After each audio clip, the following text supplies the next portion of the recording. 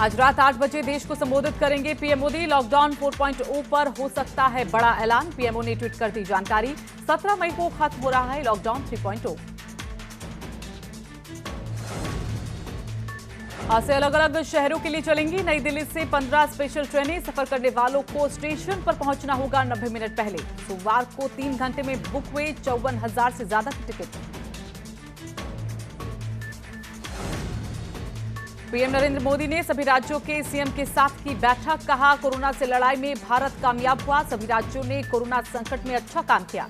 वहीं पीएम ने कहा कि अब आर्थिक गतिविधियां तेज होंगी, गांवों को संकट से दूर रखना होगा। देश में लॉकडाउन की अवधि 17 मई के बाद बढ़ सकती है। पीएम मोदी ने सभी मुख्यमंत्रियों से 15 मई तक ब्लूप्रिंट मांगा। बैठक में प्रधानमंत्री ने जनसेवक जग तक का नारा दिया।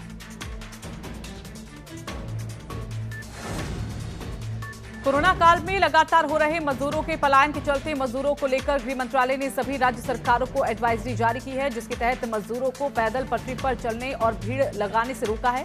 खाने रहने का इंतजाम जैसी सभी व्यवस्थाओं को राज्य सरकारें सुनिश्चित करें। इसके साथ ही मजदूरों द्वारा सोशल डिस्टेंसिंग का पालन कराने की जिम्मेदारी भी राज्य सरकारों को सुनिश्चित करने को कहा है। यूपी में देसी शराब की बिक्री में लगभग 60% की गिरावट दर्ज की गई है। अंग्रेजी शराब की बिक्री भी 40% गिरने की आशंका। तो वहीं लाइसेंस वापस करने के मूड में कई जिलों के व्यापारी।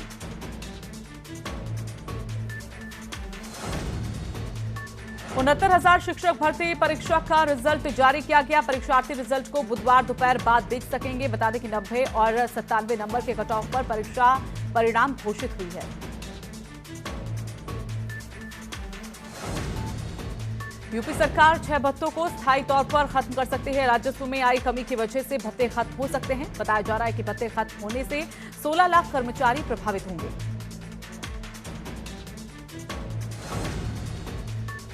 ग्राम रोजगार सेवकों को सीएम योगी की सौगात। सीएम योगी ने मनरेगा मजदूरों को पैसे के ट्रांसफर डीबीटी के माध्यम से खाते में 225 करोड़ 39 लाख रुपए ट्रांसफर किए गए हैं।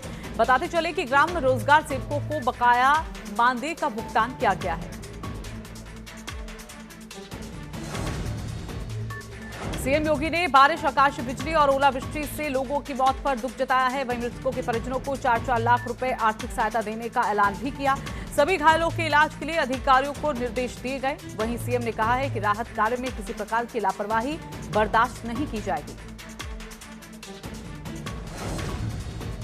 यूपी में द्वितीय चरण की ई लॉटरी की तारीख घोषित की गई है। शराब, बियर और भांग की दुकानों के लिए तारीख घोषित की गई। आपको बताते चले कि 20 मई शाम 5 बजे तक ऑनलाइन आवेदन कर सकेंगे। खास बात यह है कि 21 मई को दोपहर 3 बजे तक लॉटरी होगी।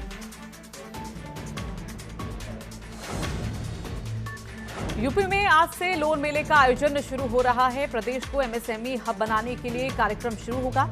सरकार ने 3 साल में 90 लाख रोजगार देने का लक्ष्य तय किया है।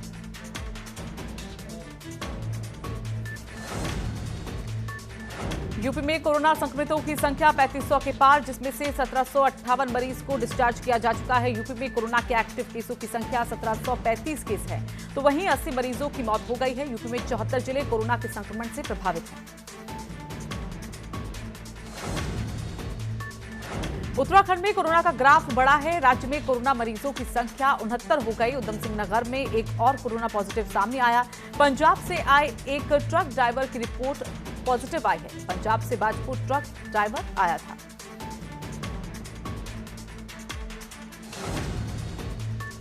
देश में कोरोना संक्रमितों की संख्या 70,000 के पार, जिसमें से 22,000 से ज्यादा लोगों को इलाज के बाद अस्पताल से डिस्चार्ज किया जा चुका है।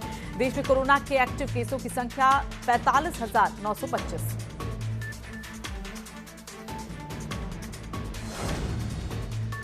दुनिया भर में कोरोना संक्रमितों की संख्या बढ़कर 42 लाख के पार। दुनिया में कोरोना वायरस ने अब तक 2,87,332 लोगों की जान ले ली। राहत की बात यह है कि दुनिया भर में अब तक कोरोना महामारी से 15,27,495 लोग ठीक हो चुके हैं।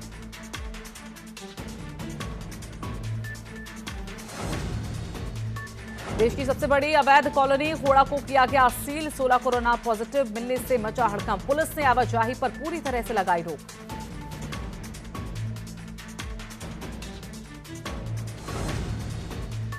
हरदोई में 2 कोरोना पॉजिटिव मरीज मिलने से लोगों में हड़कंप मच गया। मजदूर गुजरात से हरदोई पहुंचे थे। जिले में अब कोरोना मरीजों की संख्या बढ़कर 4 हो गई।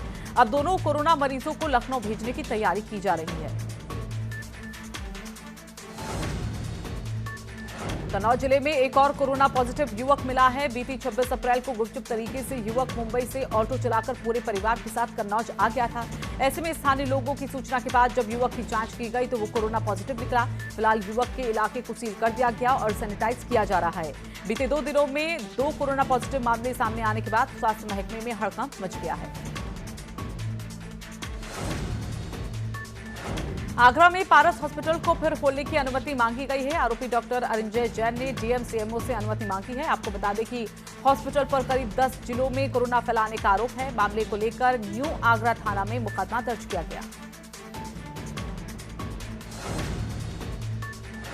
प्रदेश में मजदूरों के घर वापसी लगातार हो रही है। गुजरात के जामनगर से 1621 प्रवासी मजदूरों को लेकर श्रमिक स्पेशल ट्रेन शाहजहांपुर पहुंची। सभी मजदूरों के मेडिकल चेकअप के बाद उन्हें बसों के माध्यम से 38 जनपदों में भेजा गया।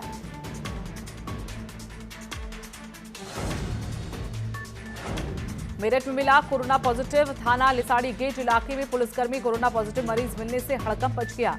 कोरोना संक्रमित पुलिसकर्मी को 5 दिन से बुखार था। स्वास्थ्य विभाग की टीम की जांच में पुलिसकर्मी संक्रमित निकला है।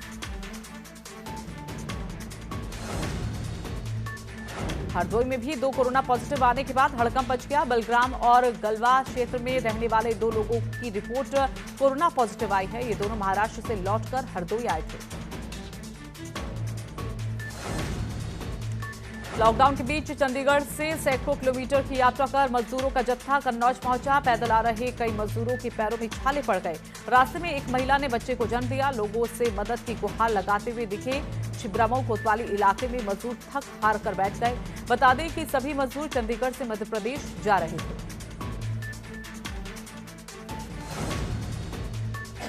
प्रदेश में बड़ी संख्या में प्रवासी आ रहे हैं। ऐसे में जहां प्रवासियों के लिए सरकार ने मुख्यमंत्री स्वरोजगार योजना शुरू कर दी है, तो वहीं शहरी इलाकों में आने वाले प्रवासियों के लिए भी सरकार ने रोजगार योजना शुरू करने की तैयारी कर ली। आने वाले दिनों में कैबिनेट बैठक में इसका प्रस्ताव रखा जाएगा। प्रदेश के शहरी विकास मंत्री मदन कौशिक के अनुसार सरकार की योजना है कि सभी के लिए रोजगार की व्यवस्थाओं को पूरा किया जाए। केंद्र सरकार के निर्देश के बाद राज्य सरकार दूसरे राज्यों में फंसे लोगों को लाने के लिए लगातार कोशिशें कर रही है। वहीं अगर बात उधम सिंह नगर की करें तो जिले में अभी तक 2000 प्रवासी वापस आ चुके हैं। आने वाले लोगों को क्वारंटीन किया जा रहा है।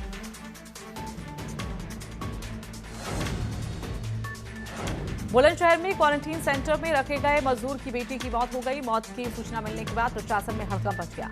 आनन फानन प्रशासन ने पीड़ित परिवार को शव सौंपकर गांव के लिए रवाना कर दिया। ना तो शव का प्रशासन ने पोस्टमार्टम कराया और ना ही कोई मेडिकल जांच कराई गई। वहीं एडीएम का कहना है कि युवती को टीबी था, जिस वजह से उसकी मौत हुई। देहरादून का जॉलीग्रांट हवाई अड्डा हर तरह की परिस्थितियों में संचालन के लिए पूरी तरह से तैयार है। दरअसल केंद्र सरकार ने विदेशों में फंसे भारतीयों को हवाई सेवा से लाने का सिलसिला शुरू कर दिया। वहीं देहरादून हवाई अड्डे के निदेशक डीके गौतम ने बताया कि कोरोना आपदा को देखते हुए हवाई सेवा पर पूरी तरह से रोक लगा दी गई थी, लेकिन अब भारत सरकार और राज्य सरकार के आदेश के बाद ही एयरपोर्ट की गतिविधियां संचालित होंगी। एयरपोर्ट अब एक बार फिर से संचालन के लिए तैयार है।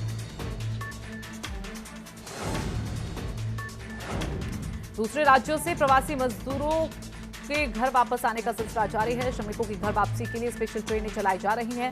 लॉकडाउन के बीच गुजरात के वडोदरा में फंसे करीब 8 जिलों के मजदूरों को लेकर स्पेशल श्रमिक ट्रेन अलीगढ़ रेलवे स्टेशन पहुंची, जहां सोशल डिस्टेंसिंग का ख्याल रखते हुए मजदूरों की थर्मल स्क्रीनिंग कराई गई है। यहां इन मजदूरों को बसों से उनके गृह जनपदों के लिए रवाना किया जा रहा है। मिशन घर के तहत लॉकडाउन के दौरान कारगिल में फंसे विकास नगर के युवक को घर लाने की तैयारी पूरी हो चुकी है। स्थानीय लोगों ने इन युवकों की घर वापसी को लेकर विधायक मुन्ना सिंह को एक ज्ञापन सौंपा था। मामले में जानकारी देते हुए विधायक मुन्ना सिंह चौहान ने बताया कि 2 बसों का इंतजाम किया गया है। पिथौरागढ़ में बाहरी प्रदेशों से आ रहे लोगों के लिए सही इंतजाम नहीं होने पर पक्ष विपक्ष एकजुट है। बीजेपी से नगर पालिका अध्यक्ष ने माना कि भारी संख्या में आने वाले लोगों को के इंतजाम में लापरवाही हुई है। वहीं कांग्रेस ने भी इस मुद्दे पर सरकार को कटघरे में खड़ा किया है। हालांकि प्रशासन का कहना है कि नियमों के मुताबिक बाहर से आने वाले लोगों के लिए सभी इंतजाम किए जा रहे हैं। कानपुर के काकादेव कोचिंग मंडी में पढ़ाई कर रहे छात्रों को उनके गृह जनपद भेजने के लिए जिला प्रशासन ने व्यवस्था की है। आपको बता दें कि लॉकडाउन के दौरान करीब 1200 छात्र काकादेव के हॉस्टल में रह रहे थे। लॉकडाउन के चलते वो अपने घर नहीं जा पाए, जिससे उनके सामने समस्या खड़ी हो गई। कानपुर के शास्त्री नगर सेंट्रल पार्क में सभी छात्रों को जमा करने के बाद उनकी थर्मल स्क्रीनिंग की गई। छात्रों को बसों में सोशल डिस्टेंसिंग में पालन करते हुए घर भेजा गया। दूसरे राज्यों में फंसे मजदूरों की घर वापसी का सिलसिला लगातार जारी है। जौनपुर में आज करीब 2500 मजदूर पहुंचे, जिसके बाद सभी को शेल्टर होम भेजा गया। सभी का मेडिकल चेकअप होने के बाद सभी को उनके घर भेज दिया गया है।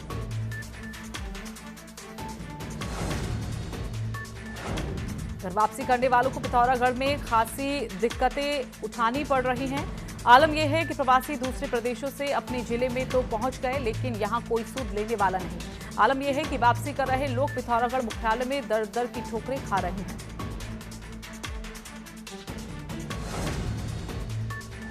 देश भर में कोरोना के मामले बड़ी तेजी से बढ़ रहे हैं। कोरोना संकट को देखते हुए इस वक्त दूसरे राज्यों में फंसे मजदूरों का पलायन लगातार जारी है। देश में लॉकडाउन का असर सबसे ज्यादा मजदूर वर्ग पर पड़ा है। हजारों की संख्या में इस वक्त लोग यूपी एमपी बॉर्डर पर फंसे हुए हैं। महोबा में हजारों की संख्या में मजदूर पहुंचे, जिन्हें पुलिस ने बॉर्डर पर रोक लिया।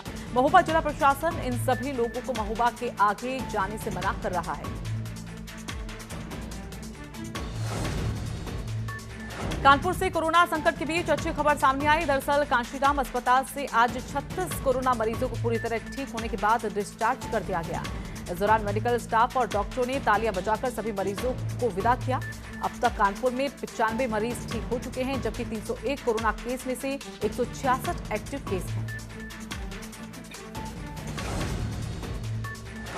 उधम सिंह नगर में लॉकडाउन 3 में बाजार खुलने के समय तक किए जाने के बाद बाजारों में भीड़ बढ़ गई। लॉकडाउन के नियमों का पालन न करने पर सितारगंज पुलिस ने वाहन चेकिंग अभियान चलाकर 55 लोगों का चालान काटा और 4 मोटरसाइकिल सीज किए।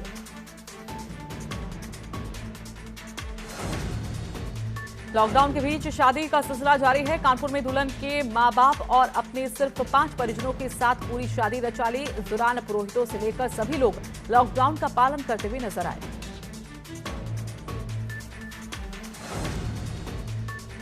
हमीरपुर में लॉकडाउन में अनोखी शादी देखने को मिली, जिसमें दूल्हा दुल्हन के साथ 5 बाराती और दहेज में एक किताब की भेंट की गई और मात्र 17 मिनट पूरी शादी करके दूल्हा अपनी दुल्हन की विदाई हुई। शादी में दोनों पक्षों के लोगों ने सोशल डिस्टेंसिंग का भी ध्यान रखा और अपने चेहरे पर मास्क लगाए रखा। प्रदेश में उच्च शिक्षा विभाग लॉकडाउन में छात्र छात्राओं को ऑनलाइन पढ़ाई करवा रहा है। ऐसे में दूरदर्शन यूजीसी के माध्यम से भी पढ़ाई करवाई जा रही है। वहीं मंत्री धन सिंह रावत के अनुसार एनआईसी के साथ साथ केंद्र सरकार के कम्युनिटी सेंटर जो हर जिलों में हैं, उससे भी पढ़ाई करवाई जाएगी। कांग्रेस ने जहां मजदूरों के आने जाने के पैसे देने की बात कही, उसके बाद से इस पर राजनीति खत्म नहीं हो रही। वहीं अब इस मामले पर कृषि मंत्री सुबोध उनियाल ने कहा है कि कांग्रेस के इस प्रस्ताव को पॉजिटिव लेते हुए उनसे मदद लेनी चाहिए। जो पैसा वो दे उससे प्रधानमंत्री केयर फंड या फिर सीएम राहत कोष में जमा करवाने चाहिए। सहारनपुर में ग्लोकल मेडिकल कॉलेज से राहत भरी खबर है। ग्लोकल मेडिकल कॉलेज में पॉजिटिव मरीज की रिपोर्ट अब नेगेटिव आ रही है और मरीज यहां से ठीक होकर अपने अपने घरों के लिए रवाना हो रहे हैं। आपको बता दें कि ग्लोकल मेडिकल कॉलेज में कुल 161 कोरोना वायरस संक्रमित मरीज आए थे और यहां से अभी तक 130 कोरोना मरीज ठीक होकर अपने घर जा चुके हैं। चित्रकूट में कोरोना मरीजों की संख्या बढ़कर 5 हो गई। जिला चिकित्सालय चित्रकूट के 2 कर्मचारियों की कोरोना रिपोर्ट पॉजिटिव आई है। बता दें कि दोनों कर्मचारी जिला मुख्यालय के करवी कस्बे में रह रहे थे। जिला अस्पताल को हॉटस्पॉट एरिया में तब्दील किया जा रहा है। मेरठ में बिजली विभाग की बड़ी लापरवाही सामने आई। बिजली का टूटे तार में करंट दौड़ रहा है और करंट की चपेट में आने से किसान के बैल की मौत हो गई। वहीं किसान का बेटा गंभीर रूप से घायल हो गया। बताया जा रहा था कि किसानों ने कई बार पावर हाउस में टूटे तार की शिकायत की थी।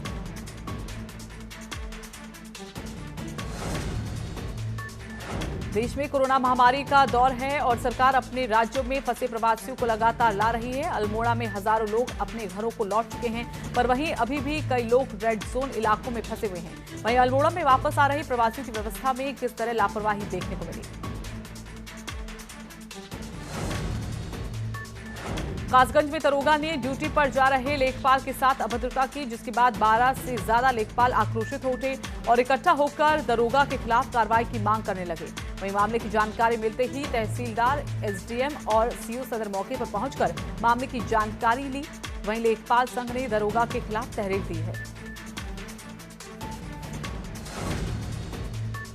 कोरोना संक्रमण के चलते लोगों की मदद के लिए सभी तहसीलों में लेखपाल तैनात हैं, जिनकी ड्यूटी आश्रय स्थल बनाने और बाहर से आने वाले कामगारों की देखभाल, साथ ही उनके खान पान की व्यवस्था में लगाई गई। लेकिन उसके बाद भी लेखपालों के साथ उत्पीड़न की तमाम शिकायतें लॉकडाउन के दौरान सामने आ रही हैं।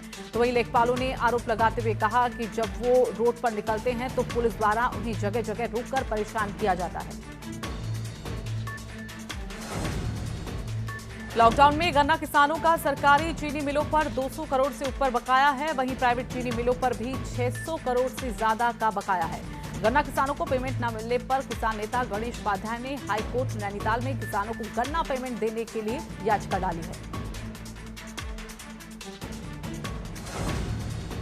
लॉकडाउन की वजह से सबसे ज्यादा नुकसान पर्यटन प्रदेश उत्तराखंड को हुआ है। लॉकडाउन की वजह से इस बार चारधाम यात्रा नहीं हो रही, जिसकी वजह से 200 करोड़ का नुकसान हुआ। चारधाम से जीवन यापन करने वाले लोगों पर यात्रा न शुरू होने से काफी नुकसान हुआ। वहीं कारोबारियों ने सरकार से मदद के तौर पर पैकेज दिए जाने की मांग की है। मुजफ्फरनगर में पुलिस और बदमाशों के बीच हुई मुठभेड़ में 15,000 का इनामी बदमाश घायल हो गया। वहीं दूसरा बदमाश मौके से फरार हो गया। मुठभेड़ में एक पुलिस घायल हो गया। पुलिस ने बदमाश के पास से एक तमंचा और कारतूस बरामद किया। अलीगढ़ के इगलास थाना क्षेत्र में एक साधु पर जानलेवा हमला किया गया है। 5 लोगों ने साधु पर लाठी डंडों से कई बार वार किए। वारदात को अंजाम देने के बाद आरोपी फरार है। घटना के पीछे की वजह जमीन विवाद को बताया जा रहा है। फिलहाल पुलिस इस पूरे मामले की जांच कर रही है। कौशाम्बी में सराय अकील थाना क्षेत्र में पुरानी रंजिश के चलते 2 पक्षों में गोली चल गई। घर के बाहर बैठा एक किसान गोली लगने से घायल हो गया। गोलीबारी की जानकारी मिलते ही एसपी अभिनंदन भारी फोर्स के साथ गांव पहुंच गए। देखते ही देखते पूरा गांव छावनी में तब्दील हो गया। एसपी ने हमलावरों की गिरफ्तारी के लिए निर्देश जारी कर दिए। कन्नौज के चिबरामऊ इलाके में मामूली विवाद में पुलिस के सामने ही 2 पक्षों में जमकर मारपीट हो गई। पुलिस के सामने ही सोशल डिस्टेंसिंग के नियम तार-तार होते दिखाई दिए। मारपीट कर रहे दोनों पक्षों को पुलिसकर्मी छुड़ाते रहे। बता दें कि मारपीट में कई लोग घायल भी हुए हैं। मारपीट का ये वीडियो सोशल मीडिया पर तेजी से वायरल हो रहा है। बुलंदशहर के बीकनपुर में झगड़े का बीच बचाव करना युवक को भारी पड़ गया। दरअसल 2 लोगों के बीच झगड़ा हो रहा था, जिसको शांत कराने के लिए एक युवक ने बीच बचाव किया, जिससे दबंग नाराज हो गए और उन्होंने युवक का घेराव कर दिया। इतना ही नहीं, दबंगों ने युवक के घर पर पथराव और मारपीट की, जिसके बाद कई महिलाएं घायल हो गई। सूचना मिलने पर पहुंची पुलिस ने एफआईआर दर्ज कर घटना की तफ्तीश में जुट गई है। गाजियाबाद में अपराधियों के खिलाफ शिकंजा लगातार कसा जा रहा है। मुरादनगर के गैंगस्टर कृष्णपाल यादव की करोड़ों रुपयों की संपत्ति पर कुर्की की कार्रवाई की गई। ये संपत्ति बदमाश ने आपराधिक कार्यों से अर्जित की थी। इसी हफ्ते मोदीनगर में भी गैंगस्टर रवि के 6 करोड़ के फार्म हाउस की कुर्की करके उसे प्रशासन और पुलिस की निगरानी में जब्त किया गया था। गाजियाबाद एसएसपी कलानिधि निथानी का कहना है कि 2 दिन में अभियान चलाकर 9 गैंगस्टर पकड़े जा चुके हैं। बागेश्वर में फंसे बिहार के मजदूरों ने घर भेजने की मांग करते हुए जिलाधिकारी कार्यालय का कूच किया। जिलाधिकारी कार्यालय पहुंचने से पहले ही पुलिस ने मजदूरों की तहसील में भेज दिया। घंटों तहसील में बैठने के बाद मजदूर निराश होकर इधर उधर भटकने लगे।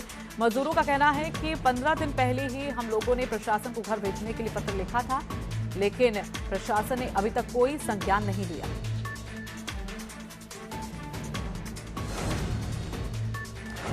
जौनपुर के दरोगा सच्चिदानंद रातों रात टिकटॉक स्टार बन गए हैं। दरअसल कुर्सी पर बैठे दरोगा जी के बगल में टिकटॉक स्टार हरियाणवी गाने पर डांस करके दरोगा जी से रपट लिखने के लिए अपील कर रही है। आंखों पर चश्मा और हाथों में फाइल लिए कुर्सी पर बैठे दरोगा जी टिकटॉक स्टार को वीडियो बनाने में पूरी तरह से सहयोग कर रहे हैं। SP city doctor Sanjay Kumar ने वीडियो की जांच के आदेश दिए।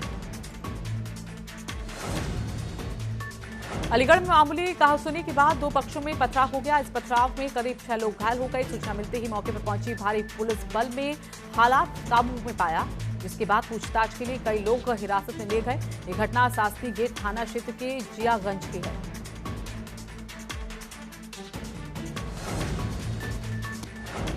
फिरोजाबाद के थाना नगला सिंघी क्षेत्र के गांव नियामतपुर में जमीनी विवाद को लेकर 13 लोग घायल हो गए। एक पक्ष से 7 लोग घायल हुए तो वहीं दूसरे पक्ष से 6 लोग घायल हुए। सभी घायलों का मेडिकल परीक्षण कराया गया। देर रात भी दोनों पक्षों में हुआ था झगड़ा, जिसके बाद जमीन को लेकर सुबह फिर से खूनी संघर्ष हुआ।